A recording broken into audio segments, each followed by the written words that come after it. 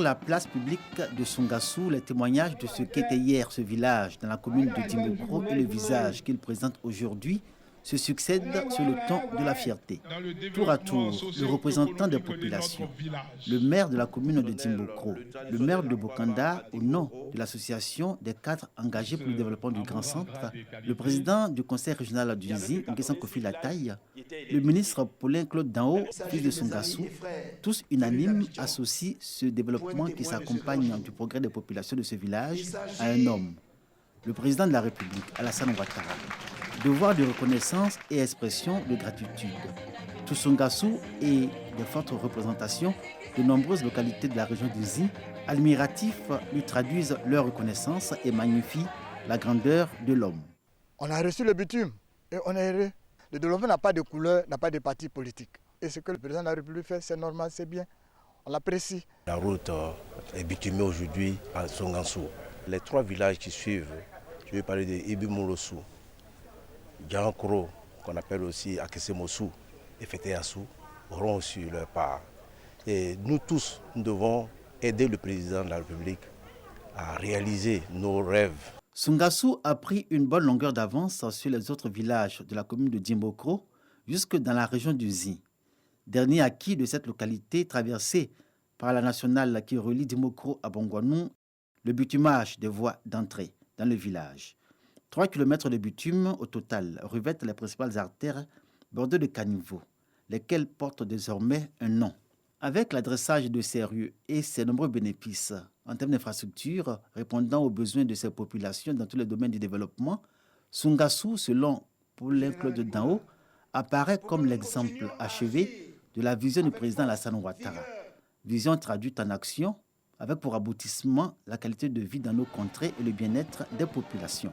Il a apporté ici l'eau, l'électricité, il a apporté des salles de classe, il a apporté surtout des voiries entièrement bitumées, il a apporté l'électricité. À travers le président Alassane Ouattara, le verbe est action. Il est au service du développement. Je viens de faire une tournée dans toutes les sous-préfectures. Et mes parents m'ont dit, on ne savait pas. Quand le Baoulé te dit que, et si ça sort, on ne savait pas. Ça veut dire qu'il a pris conscience que le chemin qu'il a emprunté n'est pas bon. Et donc, je suis convaincu que nos parents ont compris le message du président.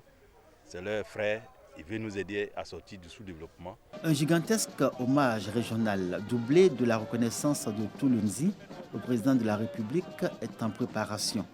Nguessan Kofi Lataye a annoncé l'événement sur le temps consacré au sermon avec forte allusion au retour de l'enfant prodigue dans la Bible.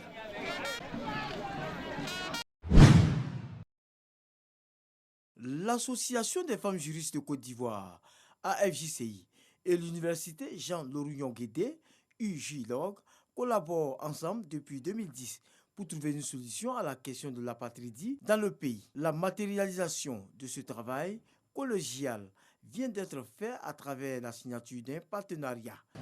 La question de l'apatridie, c'est donc un champ, un domaine qu'il faut connaître, qui a besoin d'être développé, et pour pouvoir le développer véritablement et de façon scientifique, c'est de l'intégrer dans les curricula d'enseignement. L'UJLOG, par cette démarche, démontre la bonne ambiance qui règne entre les deux structures et se positionne comme une université qui contribue à la lutte contre l'apatridie. Ce problème couvre beaucoup de champs disciplinaires qui nous invitent donc en tant que structure universitaire à nous pencher sur les différents aspects afin d'apporter de consulter déjà des bases de données et d'apporter des solutions aux décideurs de sorte qu'on ait moins d'apatrides au niveau de la Côte d'Ivoire. Ce partenariat a déjà permis à 10 étudiants de l'UFR des sciences juridiques de Daloa de bénéficier d'un stage et d'un appui financier de la part de l'AFJCI et du HCR. Thierry, la vingtaine révolue et puis l'heure de foutour. Dans ce restaurant situé à la gare de Niablé, dans la ville d'Abangourou, région de l'Indénié Djouablé.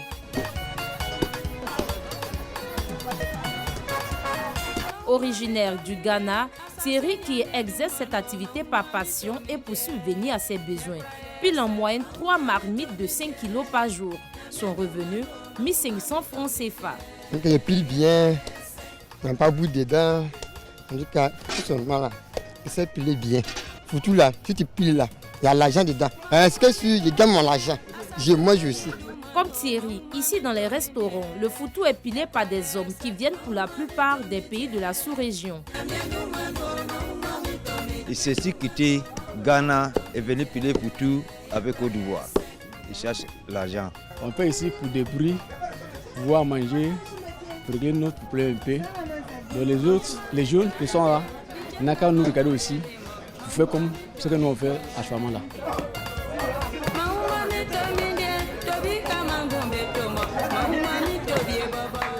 Jacques, jeune Ivoirien, est maçon de profession.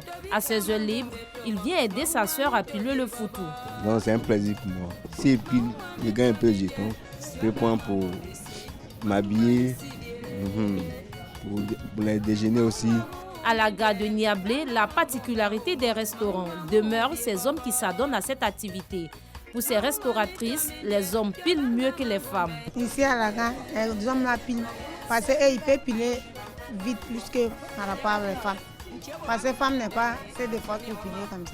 Quant aux clients, ils disent prendre du plaisir à déguster le foutou pilé par des hommes. Il vient manger dans ce match parce que c'est un homme, c'est un garçon qui pile le foutou et c'est bien fait. Voilà, il n'y a pas de boules. C'est bien pilé. Quand on mange, on sent que c'est foutu, on est en train de manger. Moi, je vois que c'est impressionnant. C'est un homme qui est en train de jouer le rôle de femme. Vraiment, c'est agréable à voir, quoi. Pour Thierry, Jacques, Yao et Daniel, aucune activité n'est réservée aux femmes. Avec la volonté, chacun y peut trouver son pain quotidien. La cellule antidrogue de la gendarmerie de Boaké procède à l'incinération de 2 tonnes de drogue et de médicaments de qualité inférieure et falsifiés saisis dans les régions de Gbeke et du Hambol entre décembre 2020 et août 2021. Cette incinération s'est déroulée à Boaké en présence du préfet de région de Gbeke, du substitut du procureur de la République ainsi que des responsables de la gendarmerie nationale. Ce sont au total 2,8 grammes d'héroïne, 95 kg de cannabis, 3 grammes de tramadol, 3 grammes de diazépam et 1,8 tonnes de médicaments de qualité inférieure ou falsifiés. Ces produits se présentent comme des activités criminelles, favorisant la propagation de diverses infractions. Le préfet du département de Boaké, préfet de la région de Gbeke, félicite le capitaine Ambeu Boisfond et ses hommes pour le travail abattu et les encourage à continuer sur cette lancée. Il a par ailleurs invité les autorités compétentes et les populations à soutenir les actions de la cellule antidrogue de la gendarmerie nationale basée à Boaké en lui apportant de l'aide. La hiérarchie a besoin d'apporter son soutien pour tout ce que vous faites et nous également, nous serons servir de relais ici, pourquoi pas, pour échanger, appeler la population à vous soutenir. Au cours de cette cérémonie d'incinération, le chef de la cellule antidrogue de la gendarmerie nationale à Boaké, qui couvre les régions de Gbeke et du Hambol, a fait savoir que 5 fumoirs ont été détruits. Aussi, 13 personnes, dont une femme, qui s'adonnait à la consommation et à la commercialisation de ces substances dangereuses pour la santé et l'économie, ont été interpellées et déférées dans les maisons d'arrêt et de correction de Boaké et de Katiola.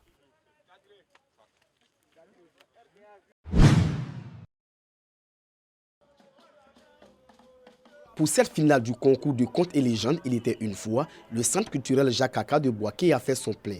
Les 4 groupes finalistes avaient la lourde tâche de tenir en haleine le public, à savoir Souralais d'Atigouakourou, Porto Cassio de Katiola, Art et Lettres de Boaké et Bikambi d'Abidjan. Paix et cohésion sociale, tel était le thème du concours. Le représentant du directeur général du groupe RTI a réaffirmé la volonté de ces médias d'État de valoriser la culture à travers des émissions de jeunesse. Je voudrais féliciter mon collaborateur, M.